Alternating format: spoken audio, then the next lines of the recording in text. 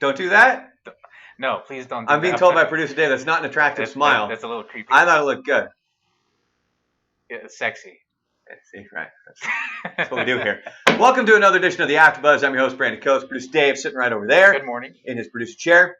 A lot of different cool, fun things that we're going to be talking about today. But before we kick off, I got to do the old spiel. Make sure you're liking, subscribing, hitting the bell for the notifications, all that fun stuff that you can do here on YouTube. And if you would be so inclined, you can share this as well if you would like. So coming up on today's episode of the AfterBuzz, we've got some life hacks, some that are coming directly from me, other ones that I have found on Reddit. We're going to talk about Stranger Things Season 3. So if you've not seen it, wait, hold on. Producer Dave, have you seen it? No. Do you watch it? No. Okay, so then I don't have to worry We'll about be it. good. Okay, cool. We'll be good. All right, just making sure because there will be spoilers coming up for Stranger Things Season 3. And then we're also going to talk about Chernobyl and apparently the Juarez Chernobyl. So to tease that a little bit, we found on an Ask Reddit, I think it was maybe last week, that said if HBO's Chernobyl series or a show was like an actual series where every new season it was a different disaster that it was following. You know how like American Horror Story or American Crime Story is actually a better example because that's based on real life events where each season is something different. You had O.J. Simpson. I think you had the murder of somebody. I can't remember who it was. But so every season is its own storyline. What would be a natural disaster that you would want to see? And there's a few different ones. There was a fire that happened in this like fabric, like it was 1911 is when this happened. I can't remember what the name of it was though. And it was basically like a whole bunch of people died because the people who ran this factory limited the amount of exits to prevent the women who were in there making these articles of clothing from taking breaks, from like getting up and leaving, and they got trapped in there during this fire, and like 150 people died in this fire. So that was one of the ones that kept popping up. There was another one that kept popping up that I believe was called Kishtim or Kishsim.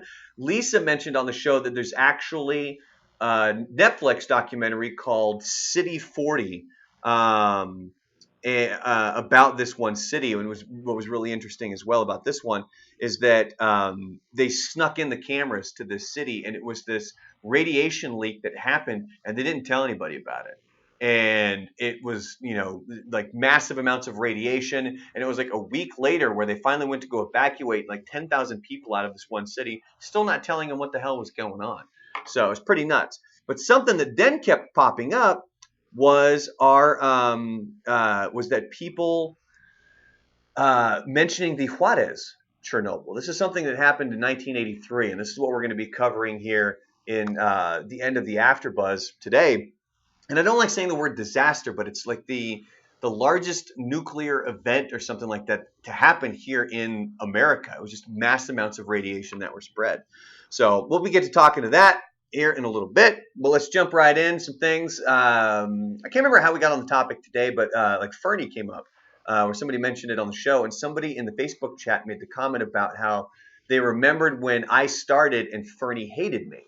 And Buzz saw that comment and he put into our talk back into my headset. He like during commercials, he was like, "Did Fernie hate you?" And I was like, "Oh yeah."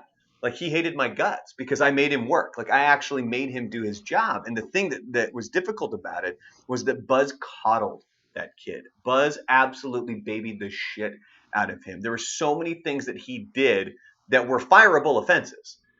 But the only reason he had his job was because Buzz would swoop in and save him. And the thing that really irritated the shit out of me is that he would stop doing something because he knew I would do it. Because I actually give a shit about the product that we put on the air. And one of the things that really bothered me, and I knew what I was getting into at this point, just because I'd been warned ahead of time. Like this kid's not, normal. But we were doing, I think we're getting ready for the very first After Buzz, or at the time it was just an AMA with the morning show. And I'm trying to set it up to make it look professional. And he made the comment, "Oh, we're just some small town radio show. Who cares what it looks like?" And I'm like, and I kicked him out. I go, "Get the fuck out." And he looks at me, he's like, "What?" And I'm like, "Just get out." I go, if you're not going to put on like the best possible product that you can do, I don't have any time for it. You can fucking leave. And so he did. And that was just a regular occurrence with him. And the reason that he was constantly kept around was the fact that Buzz liked him as the punchline. Buzz liked him for punt theaters. Buzz really likes doing punt theaters. He likes telling really bad jokes. In case you can't tell, but now he's got Joanna, who's like he told the parrot joke. Fuck, at least a dozen times yesterday. I mean, at least it was probably 2 dozen. But it was what was the joke? What's a parrot's favorite former president of the United States? And it's Barack Obama. And it was like, oh my God. But he really sells it and it gets Joanna every single time. Like it even made her laugh this morning. But he likes doing stuff like that. And Fernie would always laugh at those funny, like silly, stupid jokes. And uh, but the one of the biggest problems that we run into is that Buzz liked to push the whole Fernie's dumb card. Like he liked to kind of put a spotlight on that. Like this kid doesn't think like a normal person does, and he just doesn't understand certain things. So he would always shine a spotlight, and Fernie fucking hated that, and that's what caused a lot of tension on the morning show. Of course, they wouldn't talk about it, they wouldn't deal with it. Other people would get caught in the wake of this, where it's Buzz constantly mocking Fernie and Fernie fucking hating it. So then he just doesn't do his job. So then ultimately I have to do it. So needless to say, the displeasure for the other person, it went both ways. I was not a fan of Fernie. I wish him all the best now. I heard he's in Los Angeles doing good. I'm not going to wish ill will on the kid. But yeah, at the time of like working with him, it was not a good time. And I would never work with him again. So, uh, but yeah, that's kind of the synopsis there, since his name kind of got brought up in the old um, in the Facebook chat. And another story too is that you'll notice I read all the sponsorships now. This portion of the Buzz Adams Morning Show brought to you by blah blah blah blah blah. Unless it's traffic, which is Joanna, or a weather report, which is Buzz, or something else that Buzz needs to read. That was originally Fernie's job, but again, he just wouldn't do it. And what would happen is he wouldn't have the script that was supposed to be read, so he just wouldn't do it. And we told him, it's like, you need to send an email to the sales department to say, I am missing these scripts. I need these scripts. And there was like 3 different scripts that he didn't have after the morning show. And so he's sitting in the room working on his computer. And I mentioned to him as I'm getting ready to leave, I'm like, hey man, I was like, just make sure you send off the email. It takes what, 2 minutes to do that? Sure as shit. I'm walking down. I've got to meet with Kevin before I leave. Fernie just packs his shit up and leaves. Doesn't send the email, just either out of spite or because he just didn't want to fucking do it, or he already forgot what I said. Like that was the frustrations of what we were dealing with here when it came to working with him, and it was a pain in the absolute ass. Let me see here. So let's check in the Facebook, the YouTube chat really quick. Vinny says Joanna laughs at everything Buzz does. She's like his yes man. Yes and no, because like a yes man is saying it just so that they like somebody's agreeing with them. Joanna does it because she legitimately finds it funny. Like that's not a fake laugh coming from Joanna. Like she's legitimately laughing when it comes to a lot of these silly jokes. For some reason, puns, that's something that will hit her funny bone every single time. She loves it, man. So as always, if you guys want, you can chime into the old YouTube chat there. If you guys got any questions or comments about anything we're talking about, maybe there's a different subject you want brought up, by all means, hit it up right there. Moving on to the next topic, we have some life hacks. I was just kind of perusing on Reddit, and one of the things that I want to start doing here on the AfterBuzz is having more kind of staples of content, like Today I Learned or life hacks or things that I can steal from Reddit and then just talk about here on the AfterBuzz and make it my own. But so there were some life hacks that were brought up. And the first couple are actually from me. Now, it's not going to do a whole lot for people here in El Paso, Texas, because we don't have to deal with hurricanes. But if you find yourself in a hurricane area, maybe you're on the other side of the state, maybe you're over in Galveston or Corpus Christi or something like that, and you're living out there, here's a couple of hacks if you have a hurricane coming your way. And this is why hurricanes aren't quite as scary as, let's say, tornadoes or earthquakes, because those things hit and there's basically no warning. I mean, yeah, when a tornado, like it could develop and stuff like that, but at least with a hurricane, you've got a few days advance notice of something coming in. So for a couple of things that you could do, the first one, if you know that a hurricane is going to come blowing through, fill your bathtub up with water. Make sure it's clean, by the way, but just fill it up with water. Because then if it's clean, you can use it either as drinking water later on, or one thing that'll happen is that if your water gets cut off, you can't flush your toilet. And man, you want to talk about gross. Like apparently people wouldn't see the gigantic signs on the bathrooms when I worked in Florida that said toilets out of service. because they would still go in and drop a big old stinky deuce in there, and then it doesn't flush, and it smelled horrific. I mean, it smelled so disgusting because people wouldn't read the damn sign that just says this bathroom's out of order. But that's something that you can do at your house is you fill up your bathtub, because then what you can do is all you need to do is fill up the back of the toilet, fill that up just enough so you can flush it and it gets everything down, and it's sitting right there in your bathtub. Another thing that you can do is if you know one is coming and chances are power is going to go out. I went through 3 storms the first summer that I lived in Florida. It was Katrina, Rita, Wilma. Wilma was the big one because that was a massive storm that covered a lot of land and really did a lot of damage. And that one I was out of power for I think 3 days. But in regards to being out of power, I wasn't as bad as most because I was on the same grid as the hospital that was right down the street. And those are the ones that they're going to get up as quickly as possible. They've got their priority list. Hospitals are right towards the top of that list. But if you know that you're going to be without power, you've got a fridge full of food, you've got other things that are in there, go buy about 3-gallon jugs of water.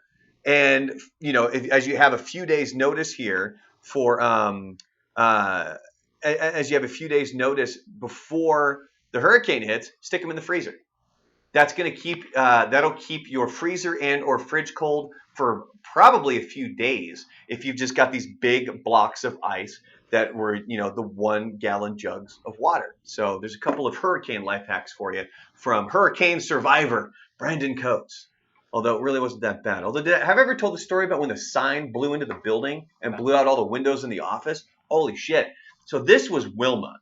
Wilma hits, and I took it upon myself because I think I was kind of told to, but we always have to have somebody in the building.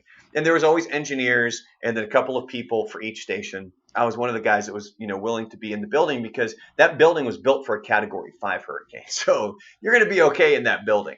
And it's weird because the bottom floor is the lobby and then all the studios and everything are on the second floor. But the way that it was built is you would have like the lobbies like this, and then like the underhang, like how the buildings look like they're almost on stilts around the outside to keep it lifted so that in case there's a flood, it's not going to be affected. So the studios are on the second floor. And it was me and another guy named Dave sitting in the studio, and you can just see just things whipping through the wind. It's just blowing like nuts, but you can't hear anything because those windows are just gigantically thick. So then we go downstairs and open up the door. And of course, it's all hell's breaking loose. Like this is the heart of this, like not the eye, because the eye is the calm part, but right before the eye is when it gets nuts, and things are just whipping around. And then we go back inside. We're in the studio, and we hear a crash, and we're like, "Holy crap! What was that?" Because it was really loud. So we go up to the top floor. Down the street, there was a hotel. It was like a Motel 8 or something like that, or Holiday Inn or something like that. Their sign had blown off. Like, how they have those big signs? It's got the lights in the middle, and then it's probably like a piece of plastic that lights up. Well, one of those pieces of plastic that was gigantic blew off, hit the top floor's windows, blew them all out to like our comptroller's office. Like, just completely destroyed it. But here's the weird thing. He had a bunch of papers and shit stacked on his desk. When he came in the next day after the storm was over, weren't messed up. Like it was so weird. And of course, those windows were not designed for Category 4. The studios and stuff like that, those were the thick ones. But they did tell us specifically, like when things get nuts, like don't be in the cafeteria because those windows were, the cheap windows that'll blow out very easily. And another reason you always wanted to be at the station too is not only was it built for Category 5, there's always a generator because we always have to be on the air like that. We have to make announcements. So we would be on the air with music until a certain point. And then we would switch over to news coverage. And then once the news stations went down, we had like this pre-programmed kind of hurricane footage that we would just run over and over and over and over and over again. But yeah, so a couple more here, life hacks for you. And these ones are coming directly from Reddit. And these are ones that I found interesting. And me specifically here because yesterday I had my car battery die, which fucking sucks. Picked up the kid, took her to swim lessons, went to go drop her off at her grandma's house. Everything's fine. I go get in the car and I go to turn the key and it's just like nothing. Like there's no clicking. It's not like nothing whatsoever. Like fuck. So I just got this battery last year. And I'm like, there's no way this thing can already be dead. So immediately my brain starts going worst case scenario. And I'm like, crap, I've got to replace the starter. Something else is wrong. I'm going to have it towed. And then all of a sudden I see the price of what a starter is, just a starter, not with the labor. I'm like, fuck, I don't have that money. But I was like, you know what? I just need to figure out what the hell's going on here. I'm just going to pop the battery out. I'm going to go get it tested. Thankfully, for some reason, the battery had died within a year. So it was covered by warranty. I replaced it. We were good to go. But this reminds me of when a lot of things will start to break around your house, or maybe you're dealing with a computer problem. This is one of those life hacks, is that when you're trying to find a solution to a problem, add the word solved to the end of your search, so it's more likely to bring up the forums where the solution was found. Because that's one of the issues you'll run into. Like we had our dishwasher broke a couple of weeks ago, or if you're dealing with a computer problem, or anything else that needs a solution to it, type that solved in there, because otherwise you're going to have to filter through a whole bunch of different forums of people giving suggestions, or it might even just be somebody asking the question, the same one that you have, with no solution whatsoever. So if you're doing that, if you're jumping on Google and you need to find a solution to something, put the word solved at whatever the end of your at the end of whatever your problem is, and that will help kind of filter those results a little bit. And then another one here, a little life pro tip for you, is that when in the middle of a heated discussion and you feel your point isn't getting across, you know what? It's funny I said that, because that's something I never noticed until I moved to Florida. How do you, like, if you walk across the street, how would you say it? Walking across the street? Yeah, see? Okay, in Oregon, Uh-huh. we add an ED to that. Walked? So it's across. Oh, walked across? Yeah, walked across the street. Wow. I never realized that, and I used to say it all the time, and it's grammatically incorrect. Never realized it whatsoever until somebody in Florida pointed it out, and they were like, why do you add an ED to the end of a cross? I had no idea, and I just did it right now as I was trying to explain something else, because I guess it's still in there. I try to catch myself from doing it, but yeah, it's just one of those weird things. Wow. And now when I go back to Portland, everybody says it. Like, everybody says it the same way. It's so weird. But anyway, so if you're in the middle of a heated discussion and you feel your point isn't getting across, instead of saying, you're not understanding my point, say, I'm not explaining myself correctly. Let me try again. This is more likely to keep the other person engaged, and they're not going to feel offended. And then they're also going to come at it from a different point of view from their side as well. So rather than putting the blame on them as, well, you're not understanding what I'm saying, take some of the blame yourself and say, well, maybe I'm not explaining this properly. And then it will also help you try to say it a different way. Maybe describe what you're trying to say a different way, so that it can get through to this person, whatever it is you're trying to tell them in this whatever this heated discussion may or may not be. Let me see here. Let's check in the old YouTube chat here really quick. Bum, bum, bum, bum, bum, bum, bum. Oh my goodness gracious. People are just saying, yeah, that's really smart. Yeah, I know. I'm a smart dude.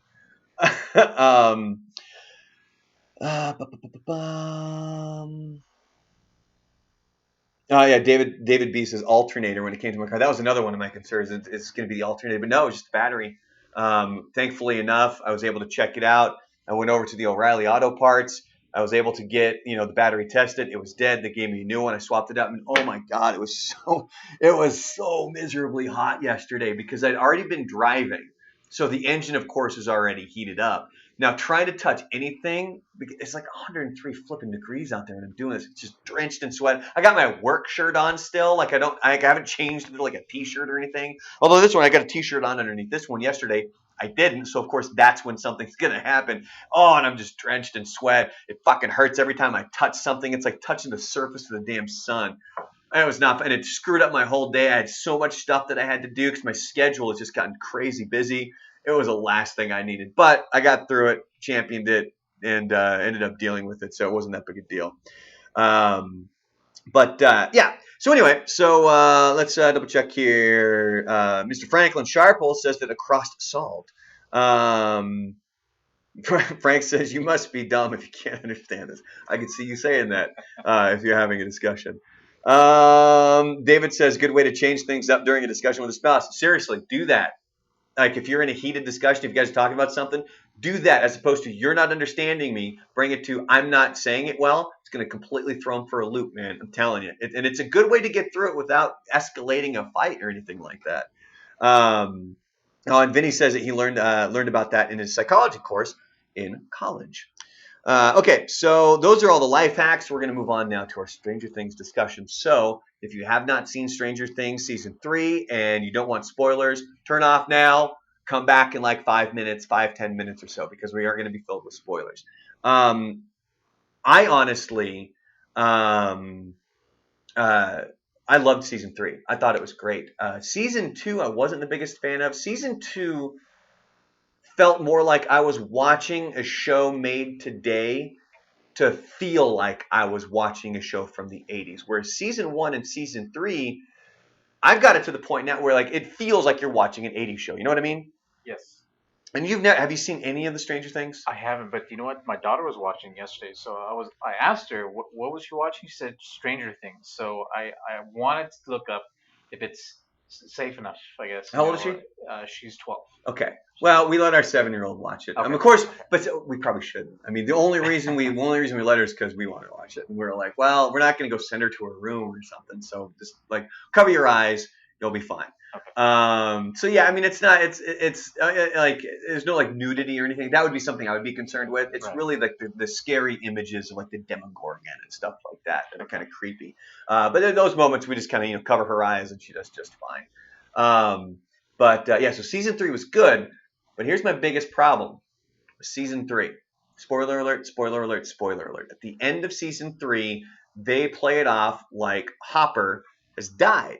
Hopper being the police officer that you've grown to love here, for the first 3 seasons of season 3, and the scene happens because they're basically in this big machine that's trying to open this kind of gateway into another dimension, and it's a big, powerful, machine, and he kind of gets trapped there, and they need to blow it up because the Russians somehow made it to Hawkins, Indiana, and so they're underneath and they're trying to get in there. So, excuse me. So he gets trapped, he gets blown up, or at least that's what they allude to. Now, if you haven't seen the end scene, there's an end credit scene where they come in and it looks like they're speaking Russian and they're talking about how, no, not the Americans. So I'm guessing that he got trapped by the Russians. He's not dead. Hopper's going to be back. I'd be willing to bet that. But when that scene happens, they make it look like he's dead or like he dies in this explosion. I look over and my wife just tears, like not like super tears, but she's actually crying, like like enough to where you can see him. She's like wiping her tears off. Man, this woman didn't shed a single tear at anything involving our wedding. We went and did that Catholic engaged encounter thing where you go for a weekend, like so you can get married in the Catholic Church. And so on the final night that you're there, you go to this uh, like an arboretum or whatever, where it's this really nice part of this building. And as you're walking in, the people who run it are handing tissues out. And they're like, "Hey, you guys are gonna need these." And you probably did. I mean, they're talking about really deep stuff. And the whole point is that you're looking straight into your partner's eyes, and and you're like it's a really cool moment. And like I'm getting choked up and stuff, and I'm looking at her, nothing. It's fucking dead inside, man. Just fucking nothing going on. I'm like, what the fuck? Like, what happened to you? Like, did something happen to you as a child that completely killed your soul? Shit, Stranger Things 3 happens and she thinks Hopper's dead. Hopper. Like, that wasn't that bad. But, like, seriously, she cried at Stranger Things 3, but absolutely nothing to do with us. So, I mean, I don't blame her, but I just thought it was funny and weird where I'm like, sweetheart, like, you didn't cry at any of this other stuff, but you're sitting here crying when Hopper's dying in Stranger Things 3. She's like, I know. So I don't know if it was like an extra emotional day or something was going on, but, she doesn't cry. She doesn't cry, dude. For Like, anything. at all. Yeah. Stone wall. Fuck. And there's me. I didn't cry at the Hopper thing. Fucking she did, man. Jesus. All right, so that's my Stranger Things 3. Highly recommend it. If you haven't seen it, it's a great show, especially if you really like that nostalgia aspect of like watching an 80s TV show. Like that's one of the things. That the soundtrack is great. Like it's a really fun show. So now, final topic for today. If there is anything again that you guys want to bring up, hit me up in the old YouTube chat there if you guys got any questions, comments, or anything. But we're going to talk about the Chernobyl series on HBO. I haven't seen it, but it's like the next on my to-do list, but I'm still kind of trying to power my way through Deadwood at this point, and it just seems to be taking forever. Like I since my shoulder surgery, I still have to do like shoulder exercises on an almost daily basis, and I'll just have that on in the background while I'm doing the shoulder exercises because I can pay just enough attention to know what's going on. But it's really seemed to slow down. Like it really grabbed me early on, and I don't know, like I'm not as big of a fan of what it's been. But so Chernobyl is going to be the next thing on my list. Um, oh, should I break first because I got a question in the YouTube chat? Should I answer the question first? Or save that for the end. Before we get into it, yeah. You Okay, can so answer so it before we get into this, I'll answer the question. Master of Puppets is saying, is Buzz upset at Steve about what happened on Monday? So I missed this. So I had Monday off, and I missed this, but I heard all about it. Where Buzz has to go on his gigantic Trump is a racist rants. He did it again on Tuesday when I was back, but he only did it for one segment, and it's just him ranting, and people were kind of making the comment about how like, well, nobody else is talking, and people in the Facebook chat are like, being silent is the same as being a servant of the oppressor or whatever the fuck. Like, no, that's not why we're not talking. It's because we get it at this point. Like, we get it. Repeating it over and over and over again, it's not going to do anything. There's three different kinds of people. There are the Trump supporters. There are the Trump haters. There's a very small percentage of people who are like, either way. The problem is those people don't give a fuck. Like, those are the people who are tired of it. There's the people who don't like Trump that are like, yes, repeat this over and over and over again. We fucking hate the guy. He's a racist. There's the Trump supporters who are like, oh my God, you're not seeing it from our point of view. This guy's not a racist. And then there's everybody else that's like, whatever. Like we get it. Like, repeating it over and over again, it's not doing anything. Like, I don't think Buzz realizes that this is not solving some major issue. And he feels that it's his duty being on the air that he needs to kind of, continue to talk about this. Thankfully, he didn't do that on Tuesday. I did hear what he talked about on Monday. But you know what? If he wants to take a segment to talk about it, by all means, go right ahead. I'm not really sure how to respond to anything he's saying other than just like, yeah, okay. Like, because he doesn't bring it up as a discussion topic. He brings it up to rant. He brings it up so he's talking at you. And that's why all of us are like, okay, we'll just let him go. Like, he doesn't pose any questions. He doesn't ask for our opinions. It's just, I want to rant and talk about how much I hate this guy. And that's it. So you know what? Fine. Go right ahead. But yeah, so anyway, on Monday, dude, that was like, I heard the audio after the fact, and that was pretty nuts. And I thought Steve handled it really well. I thought it was hilarious when he goes, "You are a son of a bitch." Like, the way he delivered the line, it was just so perfect about Buzz just kind of ranting and raving and everything else. And I thought it was pretty funny. But I guess that kind of consumed Monday's show, was he kept going back to that well. And that's one of the things that I've tried to let him know. Like, that does become a tune-out factor, because you get a lot of these people who come in here, like Mr. Jesus Gutierrez, who's saying that Brandon is a girl on the YouTube chat, which I would actually decline. Or I would strongly disagree with you, but you are more than welcome to your opinion about something that's not a fact. Like, when you repeat the same thing over and over and over again, it's when people start to tune out. So then you're talking to less people, so your message isn't getting across, and it's something that he didn't quite, miss out on it. But yes, David B saying missed that discussion. Apparently, it was like the whole show on Monday. At least that's what I was told. I was busy working on some other things on Monday. I was producing some stuff, and I was producing a bunch of other shit for Monday, which is going to be cool. Like, you guys are actually going to notice here, it's going to sound a little bit different coming up in the 9 o'clock hour. Not this week. I don't think it'll happen until next week. But Buzz and I have been kind of working on some things, and I've been putting the final touches on some stuff that I got to go get with our boss Kevin, so that it'll be the 9 o'clock hour specifically. So if you're in another market, you'll have to hear it on the Facebook feed, or if you are here in El Paso, KLAQ, you get to hear it as well.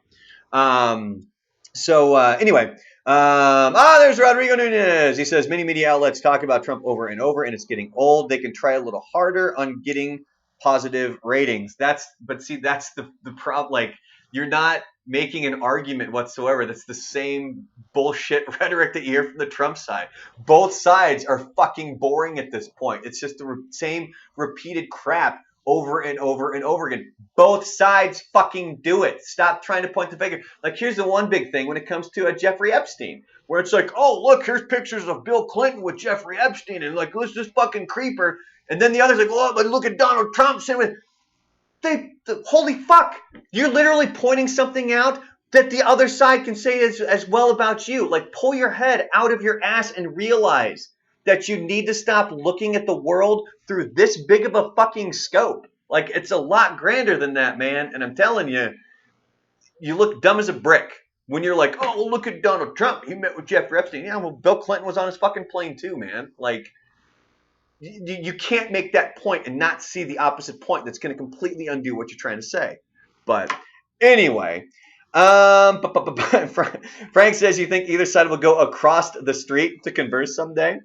Yes, I think they will go across the street to converse someday. I don't see it. I keep saying it. It's going to bring it back into my my verbiage. Anyway, here's the final topic for today's AfterBuzz, and this happens to do with a Juarez Chernobyl. This is something I didn't know about, but there was a couple different people that hit us up about this when we were talking about what other disasters would be a kind of a cool TV show like Chernobyl, which it's difficult to say cool like that because like people died in these things. You know what I mean? Like these were tragic events. Which we can look at now and be like, well, that would make a good story. But we still got to remember, like, people died in these things. Like, we still got to take it relatively seriously and not completely undermine the fact that these people passed away. But what happened was there was a hospital down in Juarez back in 1977, and they bought it was a treatment machine that uses I'm already forgetting what it was. And I have it here because I'm putting a blog up. So this blog will be up soon here on BuzzAdamShow.com. But it was cobalt-60. It's a highly radioactive material, but this was used to treat cancer patients back like 1977. So they bought it for dirt cheap from somewhere here in Texas, from I believe it was a college or hospital here. They smuggled it across the border illegally, and then they also realized we don't have anybody on staff that knows how to use this thing. So they bought this thing, and then it just ends up sitting in a warehouse for like 6 years until finally one of the maintenance guys gets permission from one of the supervisors to scrap it, to take the whole damn thing, tear it down, and then like sell the metal. You know what I mean? So this is now 1983 that the guy's able to do this. So he scoops the machine up, puts it in the back of his pickup truck, and he hauls it off. And the interesting thing about this story is, as I'm Googling this, trying to find information on it, I couldn't find a single article that was written in English about it. They were all written in Spanish. A couple people have sent links to like a New York Times article and stuff like that. And then really awesome, we had somebody on Facebook hit us up. I highly doubt this is his real name, but it's Balthazar. And I guess he does a podcast, so he researched the hell out of this thing, so he was able to give us a bunch of information on this. So the dude takes this machine, takes it back to his house, and starts to tear it down for scrap, not realizing that there's a containment unit that holds the cobalt-60, a highly, highly, highly radioactive substance. And the cobalt-60 is in these tiny little pellets, these little 1 millimeter pellets. So he's ruptured that open. He puts it back in the back of his truck, and then he goes to take it to the scrap yard. All the while he's driving around the city, it's leaving these cobalt-60 pellets all over Juarez, like just covering it with this radioactive material. So he takes it there, and then that's like the beginning of this infestation of radioactive material. And I'm reading this directly from what Balthazar sent us on Facebook. So he says he pulled it apart, releasing thousands of cobalt-60 pellets that had a blue glow to them. By the way, like that wouldn't be a red light. Oh, yeah. Because one of the other things with this too is that there wasn't any sort of danger markings on, like, because you know how now, like, if it's something that has radioactive material, it's covered in signs that lets you know, like, hey, there's some dangerous stuff in here. This didn't have anything like that. But you would think blue glowing pellets would maybe be a signal like, hey, put this thing away, but I guess not. So he was not to be discouraged. He put everything in his white Datsun truck and drove to a scrapyard. On his way, radioactive pellets were falling all over the road. Then he got to the yard. Nobody questioned him about the weird blue hue. And then he got, so, he's saying it was 600 pesos. Let me see here. This other one here says it was about 1,500. So anywhere between 600 and 1,500 pesos for this radioactive material. So he continues on to say that so now the scrapyard starts using its magnetic arm and contaminates that. So there was an episode of Scrubs that was kind of showing how disease will pass from one person to one person. And what they would do in the show is like somebody would sneeze into their hand, and all of a sudden, you know, their hand would be like glowing green to show like, hey, this hand is diseased. That person would touch something, right? Like they'd pick this up right here. And then all of a sudden this would start turning green, and then somebody would come grab this, and then and that's how it passes. So that's what's happened with this magnet here is all of a sudden this thing is now contaminated. So everything gets put into piles and sold to two main smelting points, which in turn melt the now radioactive metal into hundreds of thousands of tons of radioactive rebar and metal table legs, and they ship everything to half of Mexico and the United States. It took months and a miracle to point out that everything was radioactive. The miracle was Los Alamos nuclear test site. One driver from here in Juarez got lost and took a wrong turn near the Los Alamos base, which activated the nuclear detectors, which are there to keep radioactive material in, not out. So they check the cameras, figure out it was an 18-wheeler that activated the thing. They track it down, check the metal table legs inside, and say, dude, this thing is super radioactive. Like, this is a nuts story. Like, it's strange. It's just so thanks to the guy without Google Maps, authorities were now onto this. They tracked the truck to the main warehouse, then to the smelter and the supplier, and figured everything out. But they had no idea what to do because this is before Chernobyl. Chernobyl was 1986. This was December of 1983. At least when he picked it up. So it might have already been 1984 by the time they found this stuff. They just knew that it was supposed to be very dangerous. So they had guys without protection sweeping up the pellets. They buried some of the rebar in Samlayuca. It's about 45 miles from Juarez. Am I saying that right? I'm super white, so probably not. And they had to stop construction on a lot of buildings that had that rebar because it's loaded with radiation. And this says, anyways, there's a mall here there in Juarez that was built with that rebar. They did not tear it down because people with money owned it. It's still there. It's very popular. In the end, there's still 20,000 tons of missing radioactive material all over Mexico and Latin America, and probably some of it still in the United States. So we asked the question. So as we're kind of reading this stuff, Balthazar here is like sending us these messages on Facebook, and we're like, cause he'll send like a paragraph, and he even apologized. He said he's sorry. He's sorry about the cliffhangers. I'm having coffee. So because what we're sitting there is we're trying to read these things, and it's like a new episode every time. It's like a paragraph. Like, oh, what happened next? What happened next? So then we asked on the show, we're like, well, what happened to the guy? What happened to would it be Vicente? Would that be how you say it? Yeah, Vicente. So that's the guy that scrapped this thing. Apparently, he survived. And so what Balthazar says is that he got horrible burns on his hands, but he lived. He left his radioactive Datsun outside of his house because it broke down. Kids would play on it, adults would sit on it to drink beers, and so blocks and blocks of the neighborhood were constantly around or even in this radioactive Datsun.